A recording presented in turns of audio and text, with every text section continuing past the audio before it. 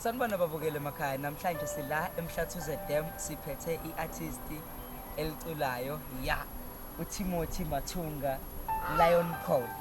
Siyakwamukela futhi namhlanje. Siyabonga kakhulu bazali emakhaya ukusimukela khona la ubizo lethu sizontshela ngathi sinikhombisa ukuthi yini esiphathisiwe kuwo la amabizo ethu. Okay. So uTimothy Mathunga ubani? uTimothy Mathunga umfana nje oyisukela le kude eZimbabwe. Ukhuluma isishona lo mfana lo. Wazalelwa khona, wakhulela khona, ngaza ngawela ibhoda ngiza ngapha ngizothungatha yena uma wami la KwaZulu-Natal ngoba kokuthiwa ngapha ngaza umcingo khona bangahlangani yizo sengithola senginempilo khona la ngacinga ke ibizo lami ukuthi liqondana ngakuphi ngase ngathola ukuthi mina ngibelonga ngomculo so yiko la ngikhona. Alright.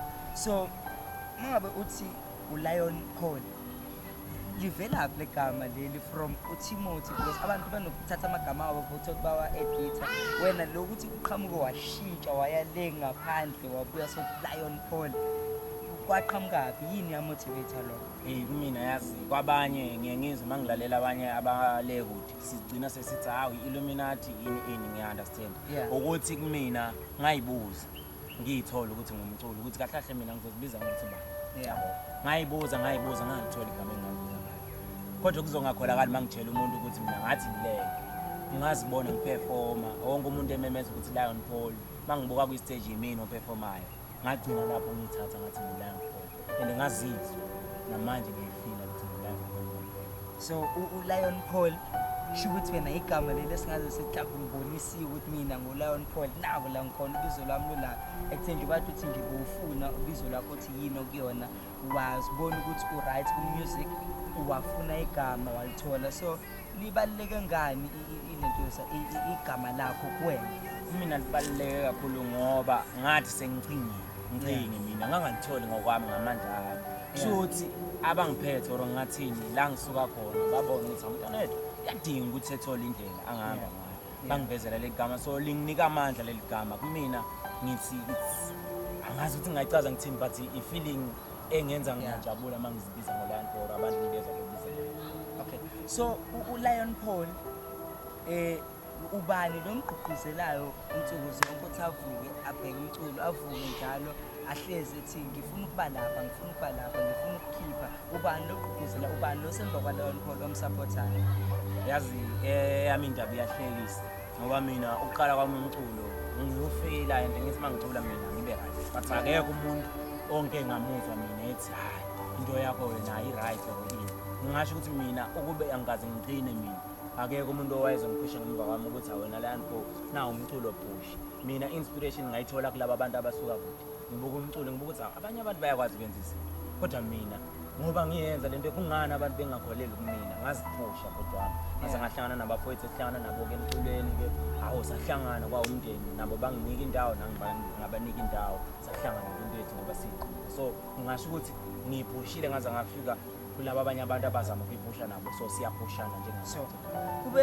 Kube nzima kangakanani because abantu abaningi mabumbuza ukuthi ubani omsekile kuba abazali kuba abangani kuba ihlobo kube nzima kangakanani kuwena Lion Paul ukuthi ungene emculweni kungabikhona umuntu okusekayo kungabikhona umuntu ogqugquzelayo okwakhayo insuku zonke bekunzima kangakanani kuwena ukwenza ukuhamba le ndlela? Yazi ukuthi angiqamba mama bekunzima ngisho kanjalo ngenxa yokuthi bekungekho mzali kungcono abanye banabazali bekungekho baba umama ngoba ngizomcinga ngoba ubaba akasekho ngale besishonile so bekunzima kakhulu bengingazi nokuthi ngisazofika la ngiyoke ngiphambi microphone phambi kwabantu ngicule ngisho kunabantu abawu5 kuphela bengilalela bengitshela ukuthi yonke into nje izogcina khona la but sengila kodwa so ngisho ukuthi ubunzima biyakhana bungaphili ubunzima kodwa wonke umuntu osazama ukuphusha bengakholelwa kuyena awazi ukuthi wena moyiphusha kubo lo bunzima hayi umamanya manje. So manje ke uLion Paul Timothy suke nje kuLion Paul sibuyele kuTimothy Mathunga. uTimothy Mathunga ekhula yini ekade efisa ukuba yiyona?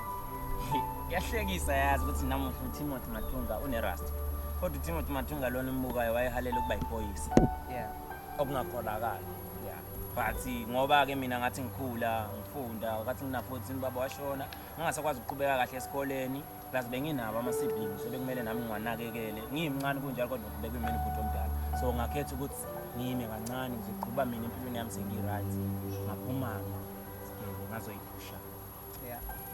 So sesiphetha nje sesifika emaphethelweni ohlelo lethu lanamhlanje ungathini komunye umuntu onesifiso sokuthi ahambe ey'nyathelweni zakho komunye umuntu othi nami ngiyafisa ukuthi ngibe lapha ebekhona namhlanje ngiyafisa nami ukuthi kube khona izinto engizenzayo kodwa akekho umuntu ongisekayo akekho umuntu onami akekho umuntu okholelwa kumina ungathini komunye umuntu ofisa ukuthi naye abe la ekhona nokuseku-overcome-eni iy'nkinga ahlangabezana nazo?